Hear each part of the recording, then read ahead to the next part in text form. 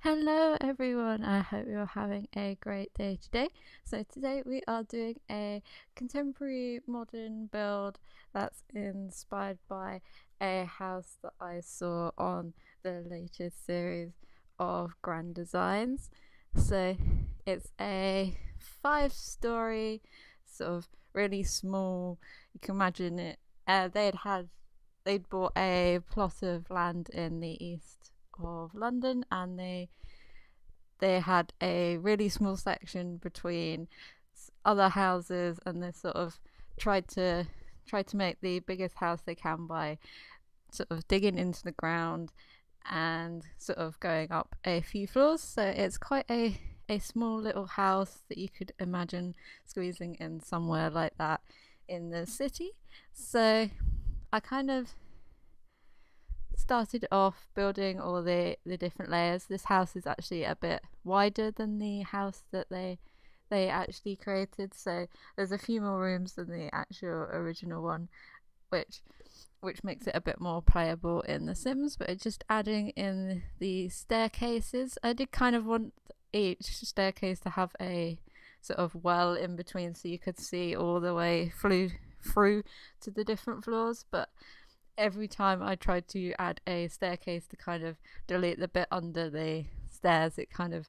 wouldn't work. So I kind of got around it by placing them a bit closer to each other, so you can sort of see down all the way into the basement. And this part I was trying to add the same detail as we've got out the front, but obviously because we've got the little pond area out front, I couldn't add the section that I wanted to, and I had to move the building forward a bit so I could add in a little light well. You can do this by just deleting the ceilings and floors on each room so that you can actually get natural light all the way down into your basement level. Just adding a bit of grass and some muddy wall textures just to add a bit of realism into the build. And I'm going to start placing where I want the rooms. It got quite a lot of rooms in this build, and becomes quite spacious considering it's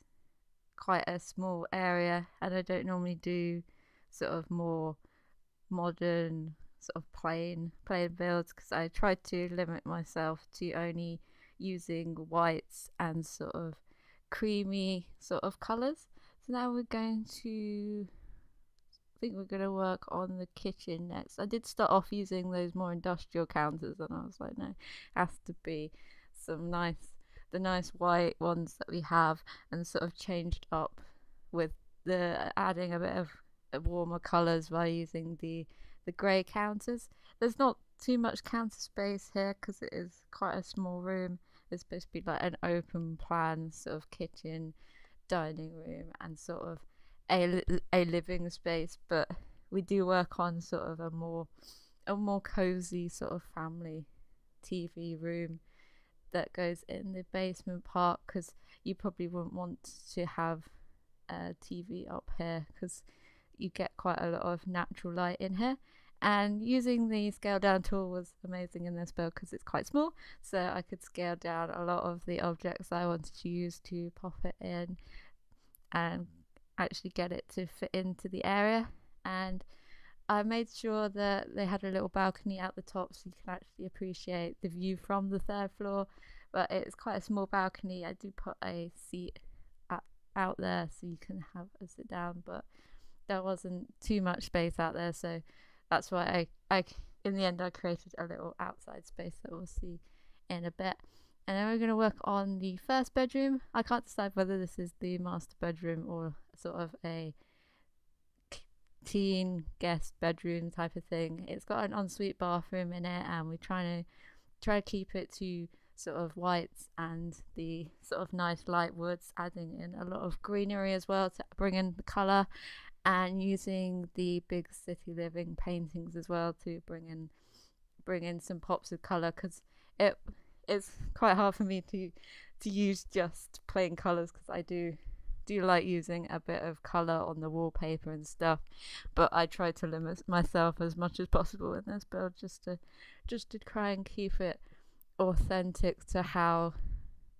sort of the style is and sort of how they actually finished it in the actual build itself. I'm just trying to find some decorations, because I didn't want it too cluttered, because obviously it's quite wanted it to be as modern as possible, but I also wanted it to be lived in as well. But it was quite hard to find some items that look modern, well, contemporary enough, and not like some random stuff that you just thrown in, because quite a lot of the items are more traditional, surprisingly, and it was kind of finding that I was repeating some of the items that I was popping down, and sort of got to use some of the more different bookcases that I don't normally use to try and fill up the hallway spaces, because they're slightly larger than I actually imagine them to be. So it was kind of trying to find different items that I could use to make it sort of an interesting space, but not over cluttering it. I completely forgot about that large plant as well. That came in really handy in this build, because it was large enough but not too oversized for the space. And this is a sort of a kid's bedroom, and it's quite very neutral, but sort of tried to use items that also said that it was actually a child living in it, because you can't imagine a child just having purely white furniture everywhere, because that'd be a bit weird if they had pure white furniture. So I tried to add a few more posters and sort of decorations about, but tried to keep it in the white theme. That hexagonal wall shelving unit was great from the kids stuff pack, as it adds in that little pops of colour in each of the hexagonals. And I forgot to add curtains on the sort of the large window on the diagonal, so if you wanted to download this, you can do off the gallery. I think it's on there, and you just search for either my hashtag or my username that I've got in the description below. And we're just working on the hallway. The hallway is probably the most cluttered space. Tried to add in the shoe racks and some places to sit down so you can pop your shoes and coats on. And then making another bedroom. This is probably more a guest bedroom, because it doesn't have a ensuite on it, and it's a lot more plain, using a lot more of the base game items and scaling down the end tables so they'd fit in next to the bed, and scaling down the big paintings as well that we got from City Living. So that's made it really handy popping those paintings in anywhere, because they were always a bit too big. And now we're going to work on the lowest floor in the basement, and I sort of turned this into a movie sort of room. So we've got the largest curved TV, we've got the gaming stuff, we've got the nice comfy sofas and the fluffy rug, and trying to make it a bit more warm and inviting, and putting the movie posters up and a few lamps and sort of decorations. And then I turn this room into sort of a gym area, so they've got all the workout stuff, but it's still quite plain. It's adding the guitar in downstairs, and it doesn't have too much to it, but it's still everything that you need. And then this is the main bathrooms, and use the same counters from upstairs, but use the sort of end bits that make it triangular, and that made it so I could pop that little shelving unit in to the side,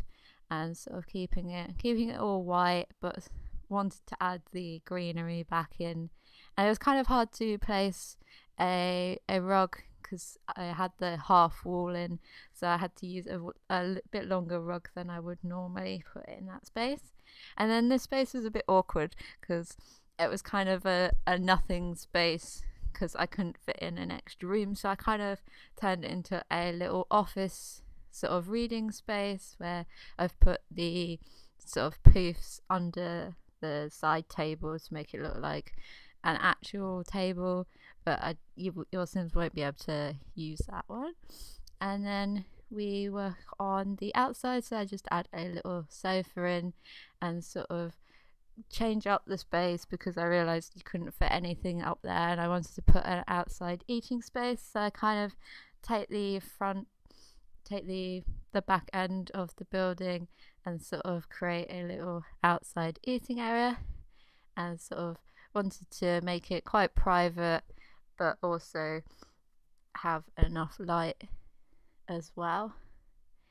And yeah, I wanted to add some wall details to the building because it's quite a flat, sort of stark looking building, so I was trying to add as much detail in as possible and scaled down the little wall hangings and added in the drain pipes and added the sort of wall of greenery, which I then thought, because it stops quite low, it was a great place to pop a little awning over the top, and added in the half wall at the top to sort of finish off the top of the building. And because it's got a slight overhang on it, it kind of wanted it to connect with the rest of the building, so I added the little wall dividers that I'm using now to sort of create a sort of synergy between the top, and it doesn't just look like it's floating. Added a little green roof to make it sort of that it's a somewhat sustainable building, and gonna add in a little awning over the top using using the wall fences and some of the same sort of dividers from the side of the building to add as the sort of structure that it's built off of on the bottom, and adding in the same greenery that I added in on the roof garden as sort of a shade to the sort of earning that we've got, and it's sort of grown out of the green wall that they've got on the side of the building. And adding in some bins as well, so I always add in one of each colour to sort of symbolize one of them being a normal bin and one of them being a recycling bin. So I hope you enjoyed, and these are all the screenshots of all the different floors. So if you did like it, please give it a thumbs up, and I will hopefully see you in the next one. Bye.